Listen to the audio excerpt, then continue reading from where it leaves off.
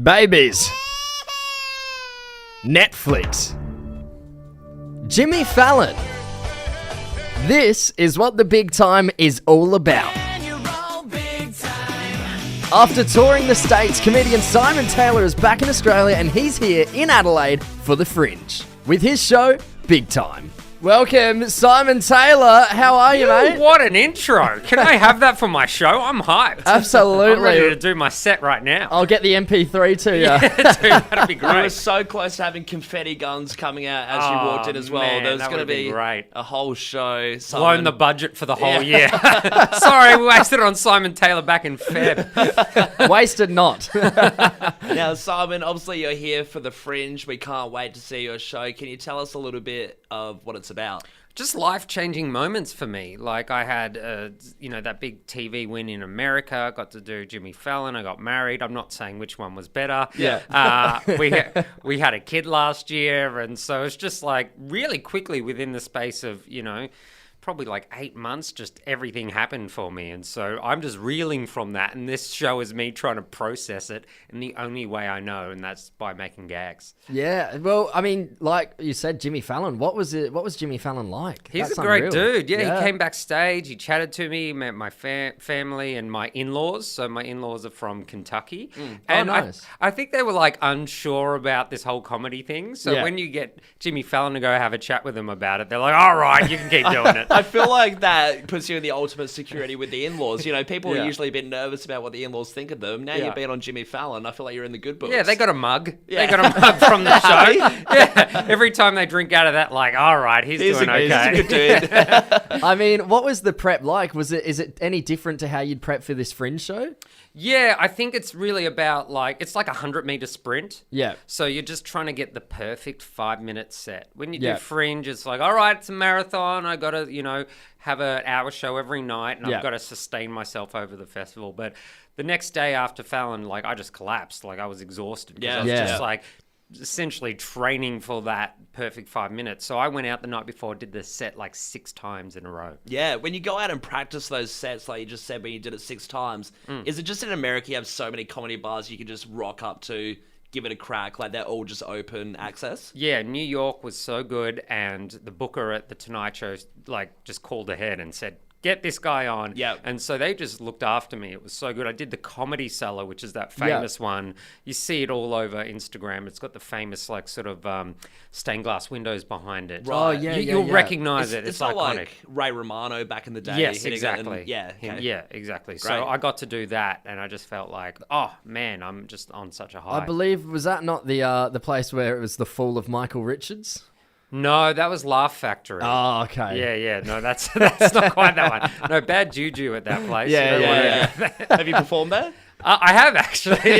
No racist How was outbursts? the No, set? I didn't like that one. Now, we do want to ask as well, just being over in America, how do you find the difference in humour? I guess Americans, you might have to tailor yourself to be a little bit different. No, they like hearing Australians because they don't travel. They 80% of them don't have passports. So Yeah, when wow. you go into a town, if you try to adapt to them or speak like them, they're like, wait, we came out to see Australia. We want to see what Yeah. you're like and what Australia's like through you. So I do the opposite. I go a little more bogan than I usually am. Yeah, okay. I speak like this, but in America I'm like, g'day mates, I'm Australian. Love that. Ham it up. Oh, you've got to. I mean, having a look at your stand-up sets too, Simon, you're always wearing something pretty bold, right? Is that fair to say? I don't know. What am I wearing?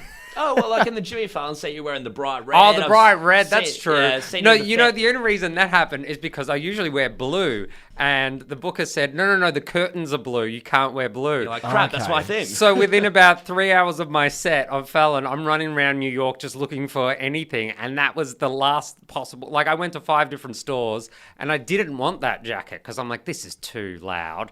And then I'm like, well, I better get to set, so I You- just grabbed that. So You didn't have a bintang singlet. no, I packed did. and some You're thongs, right. I should have footy done shorts. What happened to the Akubra? Mambo or something Yeah. like that. Classic. So you kind of are advised a little bit what to wear then.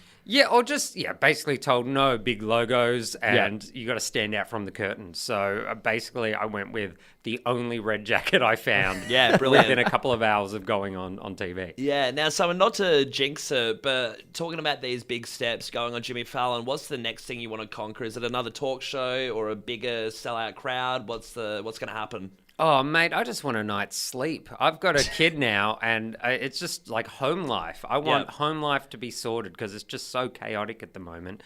But like career ambition, I guess, like, I don't know, do Fallon again. Or I'll tell you what it is. It's getting to the interview where I don't do a set, but I just on the couch. On the couch, because he brought me over to the couch after my set for like 30 seconds, and it was like, oh, that was a little taste of fame right there.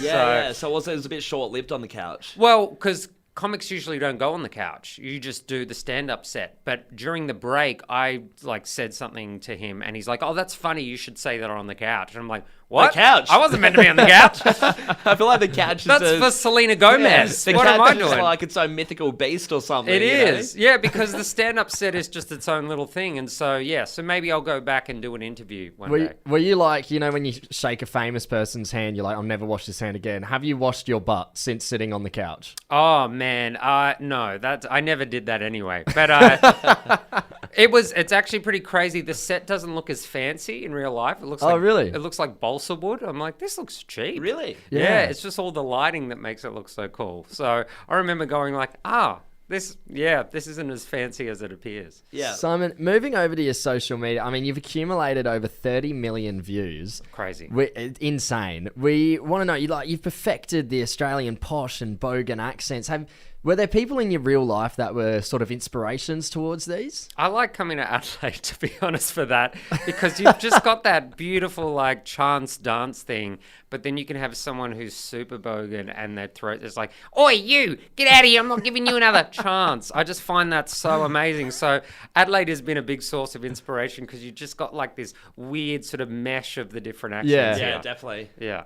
Now, so we do want to play a bit of a game with you. It's kind of based off your experience on Jimmy Fallon and specifically the couch. Oh, this is good training to get back on the couch. Yeah, exactly right. So we want to give you 3 different scenarios and ask how you'd react to each different scenario if they were to happen. If the presenters, say Jimmy Fallon, were to prank you, would you get off the couch? Would you say, this is offensive, I'm leaving, or would you stay?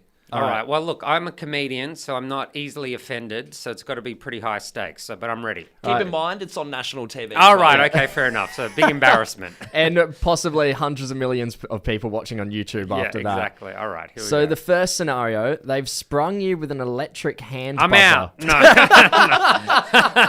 No. Electric hand buzzer, so I buzz in and I get zapped. As in, it's a handshake. Yeah. So it's Jimmy Fallon. Yeah. the shakes jokester your ones. hand. Classic. No, I think that's a jumping off point. I think that'll at least start the... Yeah, I don't have a pacemaker, so I think I'll be all right. It's an icebreaker. Yeah. All right, number 2, it's in the same kind of prank realm. You go to sit down on the couch, you're hit with a whoopee cushion. And it's sewed into the pillow, so you can't prove that there's no whoopee cushion. Well, farts are funny. I'll just roll with it. Nah, I think that's even my sense of humor. I think both of these, I'm like, all right, classics. All right. Well, the third one is a little more on the nose. Okay.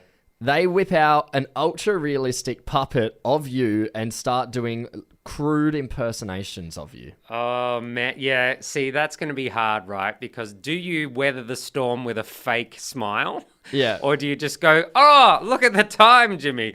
I don't know. That one. Selena Gomez needs to come out now. Yeah, exactly. Maybe I would walk out on that one just because it's like, it depends. If they're being mean-spirited, then I would just be like, oh, you don't want me here. And every time you try and shut down the puppet gag, he just keeps going with Yeah. the puppet.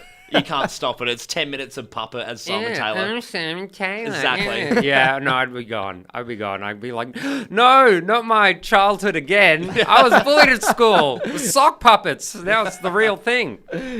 We've got him. We've got him coming off the couch. Hey, you can catch Simon Taylor in the Garden all the way to the 3rd of March. Get your tickets at adelaidefringe.com.au. Simon, you've been an absolute pleasure. Thanks so much mate. for coming Thanks in. for having me. Cheers.